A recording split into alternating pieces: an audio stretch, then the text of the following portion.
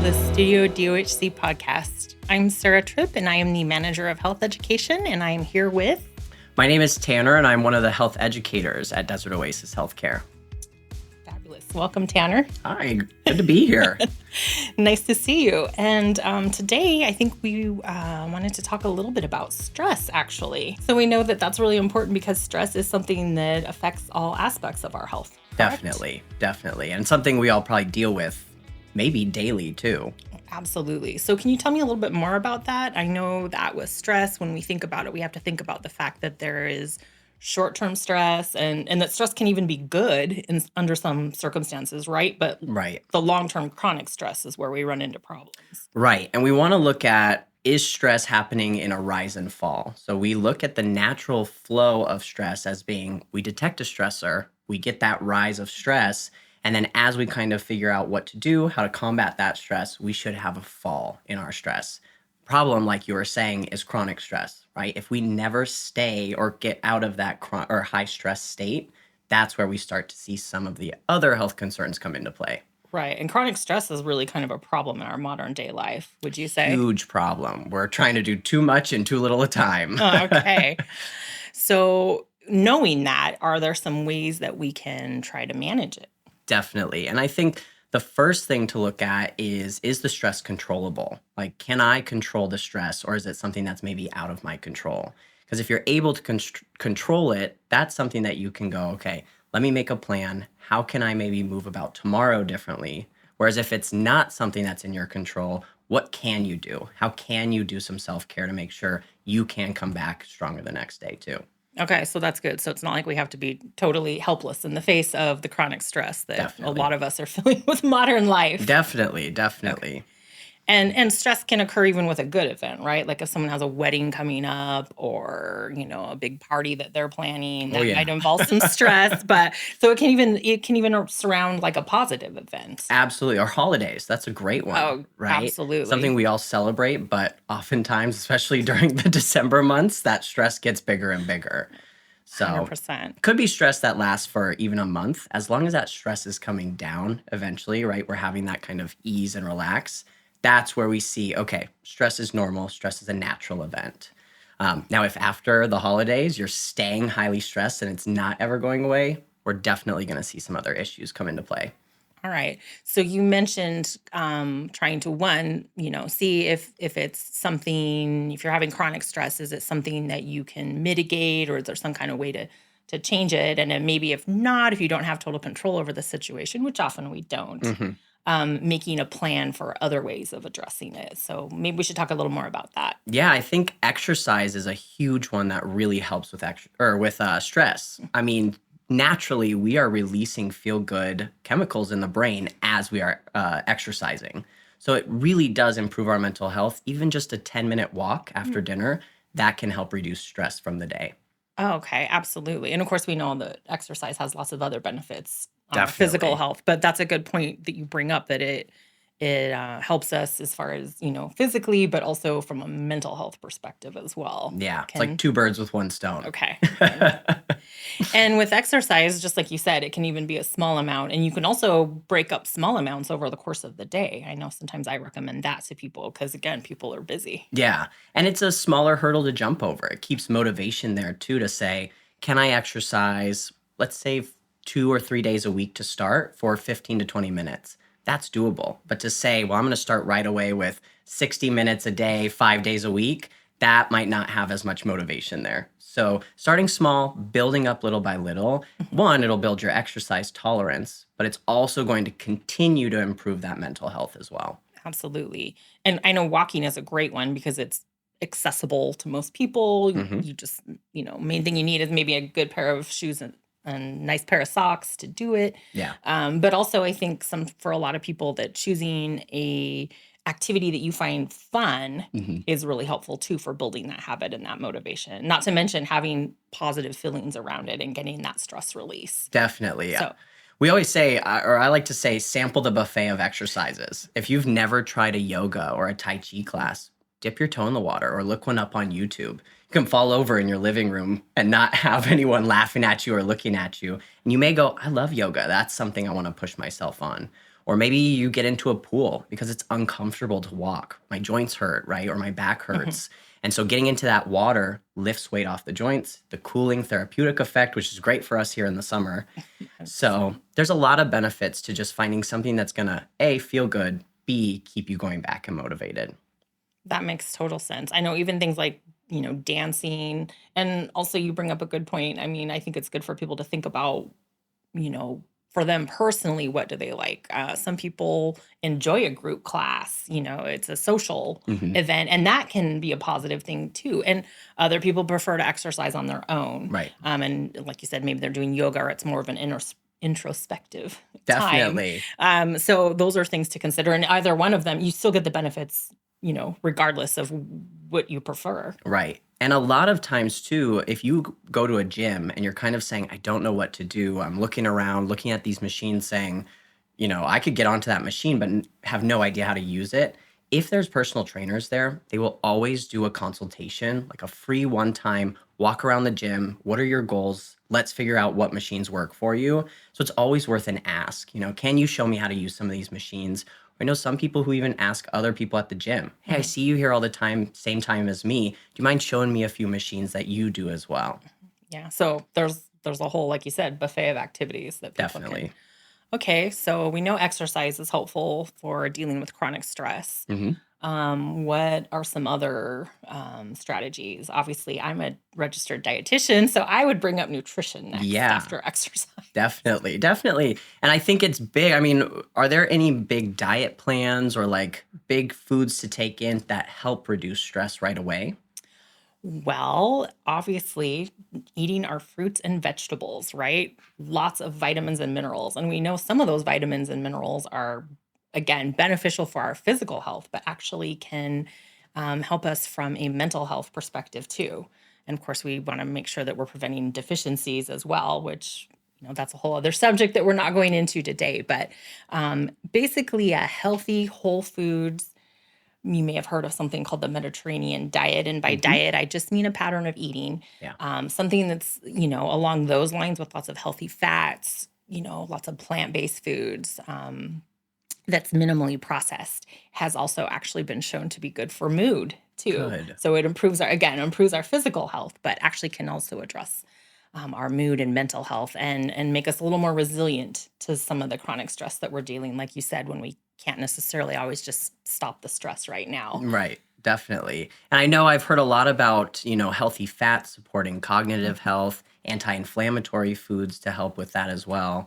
And I think a big thing too is to look at what proteins are we taking in as well, right? Are those proteins full of different fats? Are they red meats or are they those lean, healthy proteins that keep us going as well?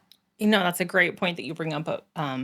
Thinking about fat and protein, two of the macronutrients, is something like salmon, which of course is a source of protein, but we know also has the really healthy omega-3 fatty acids in it, is a great one for supporting us during stressful times and supporting our health. Other examples of healthy fats might be things like olive oil, of course, avocado oil, avocados themselves, nuts, seeds, and the butters and oils that come from them as well.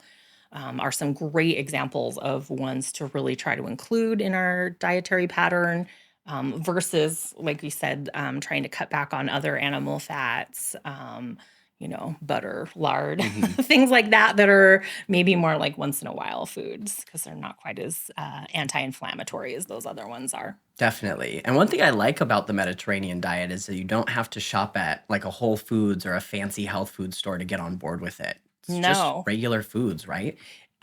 it really is. Again, it's just the idea of trying to include a lot of plant-based foods, a lot of high fiber foods. So again, whole grains.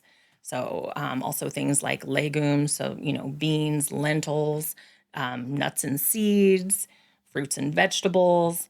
Healthy sources of protein. Maybe like some fish, Hmm. maybe some a little bit of dairy in there. Those kinds of options. But exactly, you can find a variety of options at just about any store that you go to, Yeah, which is really helpful.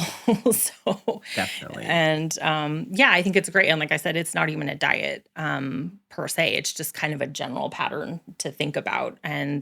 as far as a Mediterranean pattern, someone could be vegetarian or vegan and still Mhm. follow it, but you don't have to be vegetarian or vegan, and you could still follow some of those, general guidelines. So it can apply to a really wide range of people with a lot of different, backgrounds or health concerns. So people can basically personalize it and kind of make it their own too, based on what they like.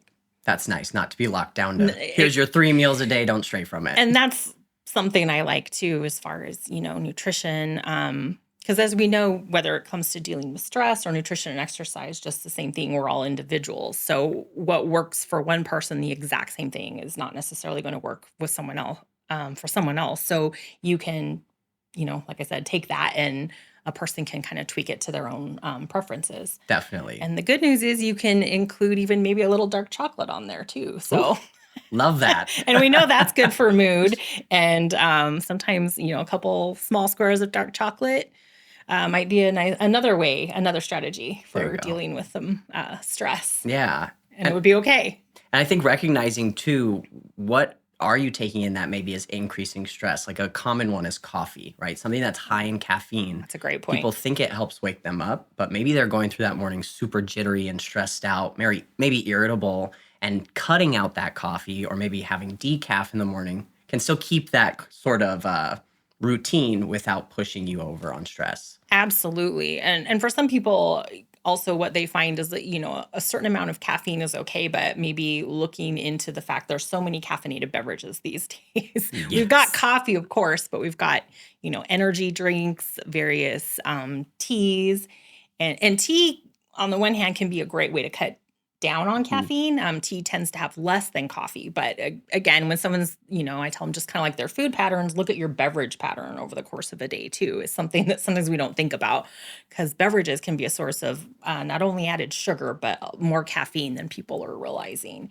And so for some people, limiting their caffeine to like less than 300 milligrams a day, or again, personalizing it for what works for them, might be a good idea. And for some people, just avoiding it altogether might work best for them. But the good Definitely. news is there's great things like green tea has very little caffeine in it, less than black tea does.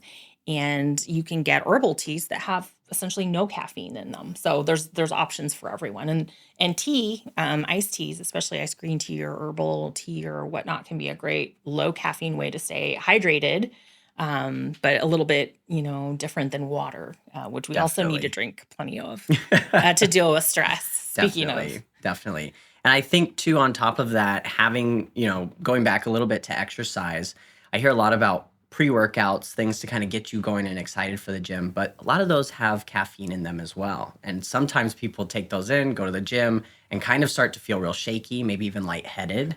So finding maybe even if you do want a pre-workout, something that's going to boost you without having that caffeine load doing it. that's a great point. And actually, that point brings up another one with caffeine, and maybe can lead me into another topic that I want to discuss. Also, caffeine for some people after noon, or for other people after 2 p.m., and some of us do our workouts a little bit later in the day, Right. sometimes can interrupt sleep. It can also, again, make people feel more jittery later in the day, but it stays in our system for a while, and it can preclude people going to sleep, which is kind of another thing that we should Yeah. probably go over in terms of stress Definitely. and health, is good sleep hygiene. And so a good rule of thumb you said was probably like before 2 p.m. I would say for a lot of people before 2 p.m. For other people, it might even be before noon. I've kind of heard both, Yeah. but definitely probably not after 2 p.m. just because that the half-life of caffeine is it does hang around in our system for a while. That said, people are individuals. I know people who can be having a cup of coffee, full caffeine, like with dinner or right before bed, and sleep like a Be baby. So fine. Yeah. everyone's different, but for a lot of us, limiting it after 2 p.m. or so is Yeah. probably the best idea.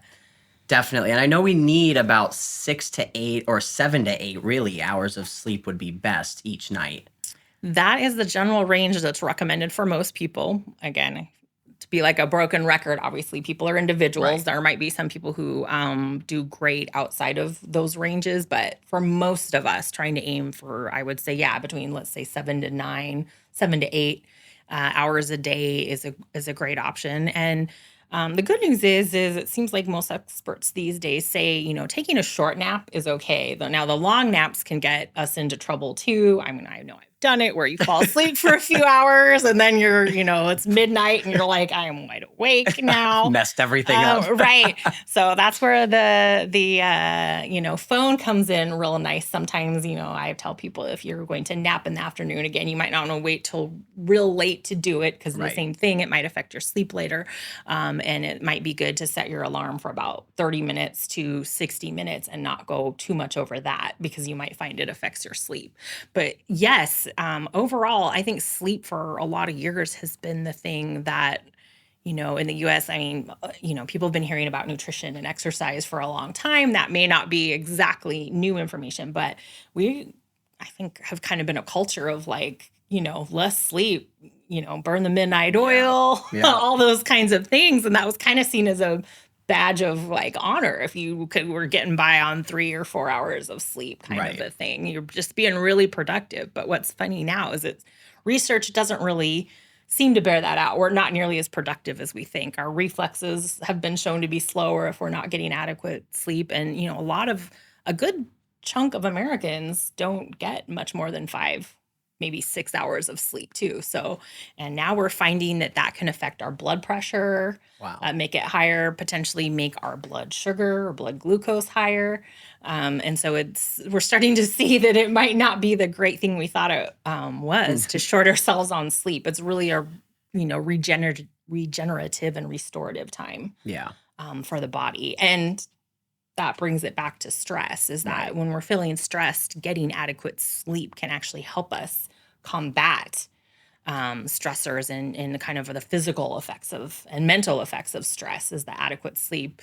I think we've all been there where, maybe we didn't have a great day and you get a good night's sleep and you wake up the next day and you're like, I feel better. Things seem better.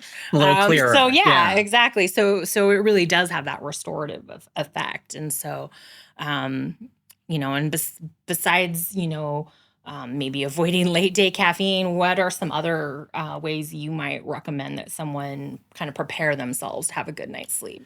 I like to use the 3-2-1 rule, which is a really kind of easy, simple instruction to follow to help with sleep, which is trying to avoid food finishing up your last meal 3 hours before bed.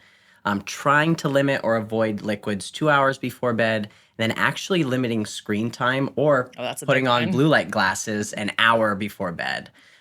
Just because those screens, they are built in to keep us awake and stimulate us, and that really affects our sleep. Right. And you think about it, 150 years ago, we didn't have all these screens. We didn't even have all these necessarily artificial type lights. Keeping us up, and strong light after it got dark, wasn't really a thing. So that's more of a modern phenomena. And they have found that, our eyes and brains interpret that as it's sort of still daytime potentially. And I know some people who even put their, as much as they can, turn lights off around their house. Yeah. Like a couple hours before bed, try to limit screen time, put dimmer switches on some of their lights and kind of try to make it so that not every light in the, house is on all bright, that kind of thing to kind of try to help get their bodies ready for sleep. I know other things that I've recommended to people might include taking a nice warm bath or shower or having a warm beverage, like maybe some, chamomile tea or something like that. Sleepy time tea. Yes, exactly. Or doing a relaxing, just like you said, putting the screen down and maybe actually reading a book. Yeah. An actual book that you open that doesn't involve a screen. Just relaxing things like that. And, it might vary from person to person, but I know we've gotten very used to our screens and they do, it seems like research does show that it affects our sleep. So another thing I recommend is also, and this is a hard one, it's difficult even for me, but that people, just like we schedule other things, we might schedule a meeting or dinner time or, we have lunch at a set time every day based on a schedule, is actually scheduling a time to go to bed and a time to wake up and really trying to kind of stick to that plan. Yeah. It seems like people who do that, have an easier time falling asleep and an easier time waking up versus going to bed really early one night and then going to bed really late the next night, or sleeping Definitely. in to try to catch up on sleep. It seems like our bodies really like to get into that rhythm of Yeah. setting a time to go to bed. And what someone can do is maybe decide what time they need to be up to start their day in the morning, and then maybe work back Mhm. about 7 to 8 hours from there as to kind of the time Yeah. that they need to be going to sleep. And then from there, kind of what is the plan for an hour or two before that to kind of try to wind Wind down. down. Definitely. And I know too with sleep and not enough sleep, we fall into a sleep debt, which is similar to like if you go into debt at the bank, they're not back there going, well, we'll just adjust to it, right? We'll just zero it out eventually. That's the same with sleep. We fall and we get deeper and deeper into that sleep debt. We may never catch up. So we want to make sure if we are having a night of bad sleep, we're trying to correct it so it's not chronic bad sleep, again, to create that chronic stressor or cortisol levels, the stress hormone, to stay high in our body as well. Yeah, absolutely. And I think I've heard with sleep debt is that we can't really make that up the way that I used to think we could. Like, Yeah, you could short yourself all during the work week or the school week, let's say, and then, sleep really extra hours on the weekend to make up for it. But I know in a couple of things I've seen experts say that's actually not really so possible as we think it is. So another definitely. reason why it's important to get good sleep. Definitely, definitely. And I think a big thing with sleep too is, I mean, we may try all these different things and go, what is still, I'm still not sleeping. What's going on? Talk to the doctor about it. There Right. are great resources out there, things like melatonin or other supplements you can take, but talk to the doctor about it. Check if that is a safe thing for you to start taking. How much of that should I start taking and is safe for me? But there are options out there too that the doctor can talk to you about as well. No, that's a great point. And yes, talking about whether it's a supplement or a medication, with the doctor to see what's safe is a great idea. But yeah, exactly. You never know. There might be one, or the doctor may have an idea, or other provider might have an idea of something that you haven't thought of. So that's another great point. What are some other ideas that you think of when you talk about dealing with chronic stress? I know I like to do either like a worry box or a journal. Get those Mm, kind of thoughts, those things that are bothering me, get them out onto paper or put them onto a piece of paper and put them in a box. Let that box deal with it. Just that simple activity sometimes is enough to de stress or at least declutter what's going on here, right? So that we can think a little bit more clearly as well. that's a great option. I know I've heard of also people deciding this is a little more when it comes to worry, which kind of goes hand in hand with stress. Hmm. Kind of like when you mentioned worry box. Also, but the idea of allowing themselves 5 minutes a day to like actively worry Yeah. and get it out, or do 5 minutes of journaling, again, where they can kind of do all of that. And then when that way, when we find ourselves starting to worry, not Yeah. within that 5 minutes, that gives them permission to say, okay, well, I'm going to worry about that Yeah. during the dedicated time to worry. But worry box, that's a new one too. I Hmm. think journaling in general is a great way to deal with stress. Definitely. When Definitely. one that I've used, and another thing that you see recommended by some people that they find helpful, is keeping a gratitude journal, Definitely. which also kinds to help us a little bit reset on all the things that are going right and Hmm. everything that we're truly grateful for, and kind of encouraging those feelings of gratitude and happiness, and which can also help build resilience Right. to chronic stress. And so that is one that can be helpful for people to do. Some people like to do it in the morning, some people like to do it right before bed, but and for other people, I know it's just general journaling or keeping a diary, Yeah. but certainly writing it out, which leads me to something else, is also just talking to someone, Yes. whether Absolutely. it's a family member or a trusted friend, or again, speaking maybe with your provider, because of course there's professionals out Yeah. there that can also help us deal with chronic stress. And I think that's an important thing to bring up too, that is another great resource or option. Yeah, mental health services super super important. And I know we even have services here at Desert Oasis for our patients too. If they are dealing with anything that's, stressful, anxious, anything Mhm. like that, we have options for them as well. But Right. Yeah. talk to the doctor. Right. Everyone should be able to have some access to mental health services. Absolutely. Yeah. And that's important to find out, where, and people can find out, what some resources are, Mhm. for sure. There's a lot of great stuff on YouTube, actually. I love using like guided imagery. That's a great thing for stress where, you sit back in a chair, close your eyes, and let someone kind of talk you through. You're sitting on a beach, you can feel your toes in the sand, you can smell the ocean breeze. Those are great and free resources on YouTube as well. Or muscle relaxation as well, where you Oh, kind yeah. of start with down at your feet and kind of squeeze all the muscles and relax. Then go to your legs, squeeze those muscles and relax to kind of build tension and then release it as well. It's a good kind of physical release of that stress as well through the body. Absolutely. That's a good point. And yet you're right that there are lots of, resources for that. And even for some people, just as simple as setting aside 5 minutes a day for a sort of like, again, whatever they want it to be, but just sort of quieting the mind. Some Yeah. people might call that meditation or contemplation or, prayer. I mean, it could take, just about any form. And I've seen it take the form as just as simple as yeah, setting down the phone, turning off the screen and the TV and the computer, et cetera, and just having 5 minutes of kind of, like I said, just kind of stilling the mind, quiet,